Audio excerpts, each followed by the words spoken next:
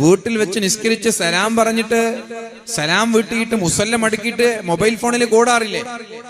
ഒരു തവണയെങ്കിലും 5 നേരത്തെ നിസ്കാരം കഴിഞ്ഞ് നിങ്ങളുടെ ചുണ്ടുകളിൽ നിന്ന് റബ്ബി റഹംഹുമാ കമാ റബ്ബയാനി സഗീറ എന്ന് പറയാൻ നിങ്ങൾ തയ്യാറായില്ലെങ്കിൽ നിങ്ങളുടെ നിസ്കാരം പരിപൂർണ്ണല്ല. നിസ്കാരം പരിപൂർണമാവണമെങ്കിൽ നിങ്ങളുടെ മാതാപിതാക്കൾ വേണം.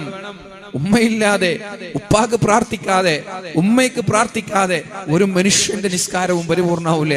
എവിടേക്കാ എണീറ്റ് ഓടുന്നത്? എവിടേക്കാ നമ്മൾ ഓടുന്നത്? തിരക്ക് കൂട്ടി എങ്ങോട്ടാ പോകുന്നത്?